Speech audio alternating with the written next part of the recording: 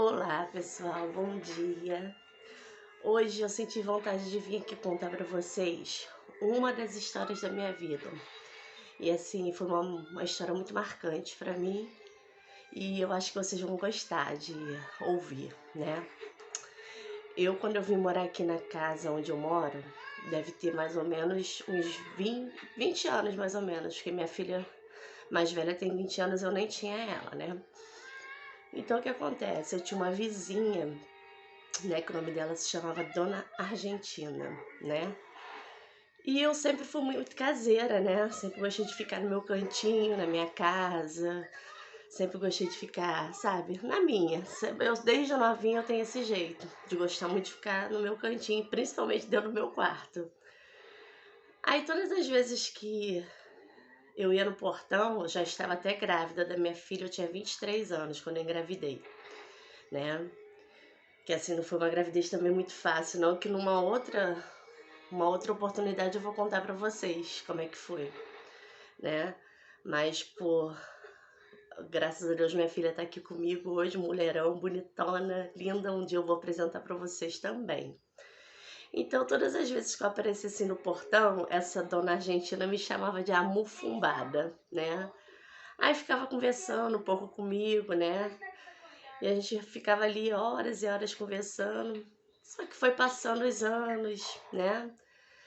Ela já era velhinha, acho que ela tinha na época que eu vim morar aqui, ela tinha uns 70 e alguma coisa, né? Aí o que acontece? É até emocionante para eu falar sobre essa história, né? Porque é uma história que me marcou, que eu gosto de contar, que foi um aprendizado de vida que assim divino, maravilhoso, que se eu tivesse que viver de novo, eu viveria 1000 vezes. Aí o que acontece? Minha filha, quando fez acho que 4 anos, assim, eu vivia assim, uma vida muito apertada. Eu morava com a minha mãe, sabe, na casa dela, com o pai dos meus filhos, né? Que hoje em dia eu sou casada novamente, que é a minha bênção que Deus me deu, que é o homem que me acompanha o tempo todo, meu melhor amigo. E aí ela adoeceu, né? E ela teve problema no olho, né? Acho que uma catarata que ocasionou que ela também teve glaucoma na vista, né? Então todos os dias ela tinha que aplicar um colírio no olho. E como ela estava sem os filhos dela aqui, porque um morava em um lugar, outro morava em outro, aí um dos filhos dela perguntou quanto eu cobraria para poder só aplicar, né, o remédio todo dia nas vistas dela, né? Aí, poxa, eu assim, nem queria assim uma ajuda financeira, mas eu precisava muito nesse momento, né? Então, na época, eu acho que era assim, bem pouquinho mesmo, que foi o que eu fiquei cuidando dela depois, que no decorrer da história eu vou acabar de contar pra vocês. Que eu nunca trabalhei fora, né? Porque eu sempre tive problema de síndrome do pânico, né? E todas as vezes que eu tentava fazer meu tratamento, eu me afastava, né? Eu abandonava o tratamento, que no decorrer do tempo, aí ele se transforma com a depressão, com essas coisas assim. Então, a gente não pode, a gente se dá alta, né? Esse aqui é o problema, a gente quer ser nosso próprio médico. Por isso que as coisas acontecem erradas, né? E não pode ser assim. O médico tem que te dar alta. O meu médico cansava de falar, eu te dei alta algum dia.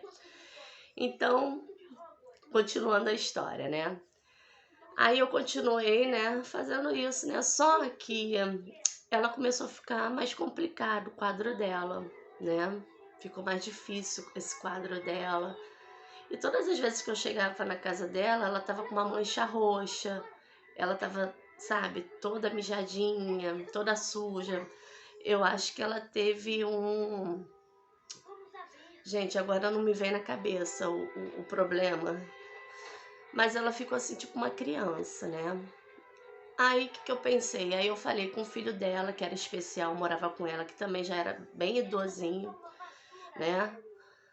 E eu falei pra ela assim, pros filhos dela, eu posso levar lá pra minha casa? Na época eu morava com a minha mãe, né? Aí ela veio, né, ficar com a gente, né? Porque todos os dias eu acordava, ia lá, tinha que ver. Aí ela passou a usar fralda, né? Fazer tudo na fralda. ela ficou como um bebê, né, pra mim. Então, o que que aconteceu? Eu peguei ela pra mim, né, falei com os filhos deixaram ela ficar comigo, eles vinham vê-la, né, só que ela era o meu bebê, ela só queria ficar comigo, ela não queria mais, não reconhecer mais ninguém, só queria ficar comigo. E nisso eu comecei a cuidar como se fosse realmente um neném, né. Aí foi quando Deus me ajudou a construir minha casa em cima da casa do meu irmão, que essa casa que eu moro hoje em dia, o meu irmão que me presenteou, né. E eu dou graças a Deus todos os dias que a casa que eu construí com meu ex-marido foi uma casa de uma batida de um carro, que a gente construiu com muito sacrifício. E graças a Deus o meu irmão me deu essa casa, meu sobrinho, eu dei para ele a outra casa, ele mora hoje em dia nessa casa, graças a Deus, né? Então a gente, graças àquilo, sempre dando graça, gente, porque minha vida é assim, eu dou graça em tudo. Ela ficou comigo, né? Esse tempo todo, entendeu? Um neném arteiro. Eu dava muito chamada nela, Tina, tu tá fazendo isso, Tina, tu tá fazendo aquilo. Ela ria muito da minha cara porque ela gostava de que eu até chamasse a atenção dela, né? Aí ela vinha com aquelas risadinhas pra mim que, cara, me desmanchava, né? Uma verdadeira criança que fica, né, gente? Então, o que acontece? E fui cuidando dela, cuidei dela 4 anos. Aí o que acontece? Eu construí essa casa. Quando eu comprei, acho que a última coisa que eu queria para dentro dessa minha casinha que eu fiz, que na época minha filha tinha 4 anos, eu comprei uma cama pro quarto da minha filha com uma auxiliar, porque ela não podia dormir no alto, porque ela era arteira, né? Só aprontava, aí ela tinha que dormir naquela caminha auxiliar. No final, eu tive que botar o colchão dela no meu quarto, né? Porque a menina arteira aprontava comigo. E todos os dias era trocar fralda, era dar banho nela. Eu dava banho nela, eu fiz um boxe bem grande. Todos os dias, assim, ela não aguentava ficar nem na cadeira higiênica, né? Então eu tinha que ter maior jeito. Na época, eu era forte, né? Eu não tava com essa doença hoje em dia que é o câncer, né? Mas eu era forte, eu tava ali, pegava ela no colo e tudo para poder dar banho nela. E ia lá. E nessa época também eu vendia pipa, né? Porque eu tinha que me sustentar de alguma forma, já que ninguém aceitava uma funcionária já com problema, né? Porque eu ia fazer entrevista, ficava cheia de placa vermelha. Naturalmente, eu acho que as pessoas, né, notavam isso. Aí vão me dar emprego, acho que achavam que por a gente ter síndrome do pânico, a gente é louca, mas não. A gente não é louca não, gente. A gente tem síndrome do pânico, infelizmente é pelo mundo que a gente está vivendo hoje em dia. A depressão também não é loucura, entendeu? É um grito que tua alma dá e que ninguém escuta, entendeu? Então o que acontece? Ela ficou muitos anos comigo, esses 4 anos foram os melhores da minha vida. E eu tenho certeza que foi bom pro meu crescimento, Deus sabe. Eu consegui conquistar muitas coisas com pouco que eu tinha. Porque antes de eu cuidar dela, a minha filha, assim, tudo sempre dependia muito da minha mãe, sabe? Que se não fosse a minha mãe e o meu padrasto, que eu chamo de pai, que faleceu também, que eu sinto muita falta. Eu vou contar pra vocês outro dia também. Hoje em dia, se ele tivesse vivo, ele ia sofrer muito com essa história do câncer na minha vida. Mas o que acontece? Continuei cuidando dela ali, com muito amor. Chamava atenção quando tinha que chamar, porque criança é assim, né? Porque a gente não chama atenção que a gente deixa de amar, né? Aí fiquei lá, cuidei. Eu até me emociono quando eu falo nela, né? Porque foi uma parte tão boa da minha vida, gente. Olha, se eu pudesse voltar esse tempo, eu voltaria. E depois, a seguir, né? Tem a história da minha vozinha também, que eu cuidei junto com a minha mãe, que foi assim, uma bênção na minha vida. Minha avó me criou. Voltando lá na Tina, né? Vamos, porque senão vai ficar muito longo o vídeo. E eu quero muito que vocês assistam no YouTube. Aperte o sininho, que eu vou estar sempre aqui contando pra vocês. Tanto coisas boas, como coisas assim, difíceis que foram na vida, né? Porque assim, ninguém tem o tempo todo assim só de maravilhas na vida, né? A gente tem nossas trombadas. Só que teve um dia, sabe? Depois de 4 anos que ela tava comigo, ela adoeceu muito. Depois do Dia das Mães, ela tava com a gente. Os filhos dela não vieram visitar ela. Só que dentro do subconsciente dela, ela sabia de tudo. A gente pensa que as pessoas assim ficam velhinhas, ficam com esse problema aí, que eu não tô lembrando agora, numa próxima ocasião eu vou lembrar e vou falar pra você, Alzheimer, né? Então o que acontece? Chamei a filha dela, né? Expliquei a situação dela e a filha dela falou que eu faria o que eu quisesse, né? Porque ela tava comigo esses 4 anos e ninguém. E o hospital, gente, eu tenho pavor. Eu tô indo agora. Acho que minha segunda casa agora é o hospital, né? Mas faz parte. E eu preferi cuidar dela aqui dentro da minha casa. Então os filhos deixaram por minha conta, né? E eu fiquei dando comida pra ela, feijão batido, iogurte, sopinha batida, tudo naqueles copinhos de remédio, sabe? Ela comia igual passarinho, sim, igual passarinho. E aquilo ali pra mim, sabe, eu queria manter ela viva ali comigo. Aí teve um dia que eu tive um sonho com ela. Nesses dias ela já estava dormindo comigo, lá assim, no colchonetezinho dela, que eu coloquei perto da minha cama, porque, como eu falei, ela não podia dormir em cama alta, que ela se jogava e se machucava. Idoso, a gente tem que ter muito cuidado, porque essa doença do Alzheimer o idoso fica muito rebelde, entendeu? Eles fazem coisas que até Deus duvida, né?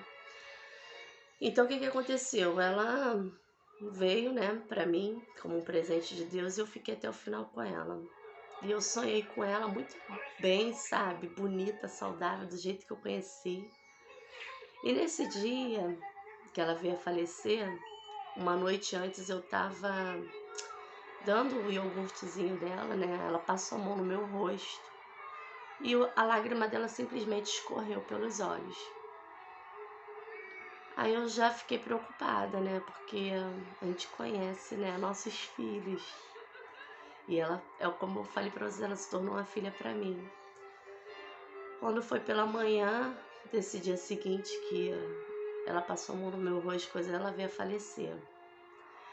Dali, gente, eu não lembro mais de nada, entendeu? Eu fiquei em choque, porque a perda dela ali dentro da minha casa foi muito impactante pra mim.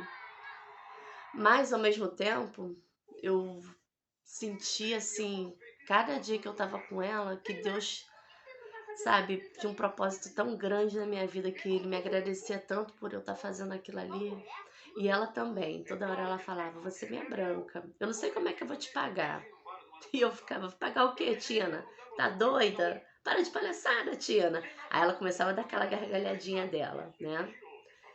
Então, gente, essa foi uma parte assim da minha vida que eu queria contar também pra vocês. E é por isso que hoje em dia eu me encontro aqui nessa felicidade, nessa alegria, porque eu tenho certeza que Deus está comigo e vai me fazer vencer essa doença, porque eu fiz muitas coisas boas nessa vida. E agora chegou minha hora, acho que de ser cuidada, né? É muito ruim você ficar dependendo, você não poder fazer as coisas, mas Deus sabe de tudo. E depois eu vou poder estar fazendo tudo e retribuindo a todos que estão comigo. Principalmente a minha irmã, minha mãe, meu marido, meus filhos, sabe? Que não me deixam um momento. É gratidão eterna por esses que estão comigo o tempo todo. E vamos lá, gente, é mais uma história da minha vida pra vocês. Em breve eu vou voltar pra contar outras coisas pra vocês. Se vocês puderem, ativa o sininho, se inscreve no meu canal, que eu vou estar vindo aqui sempre contar uma história pra vocês. E de repente vai ser bom pra vocês refletirem um pouquinho na vida. Faça o bem, meus amores. Que na hora que vocês precisarem, o bem vai se retornar. Vai voltar a você agora, se for mal, ele vai voltar como mal. E eu tô firme aqui no foco da minha cura. Por isso que eu fiz o bem muitos anos da minha vida. Fiquem com Deus, meus amores.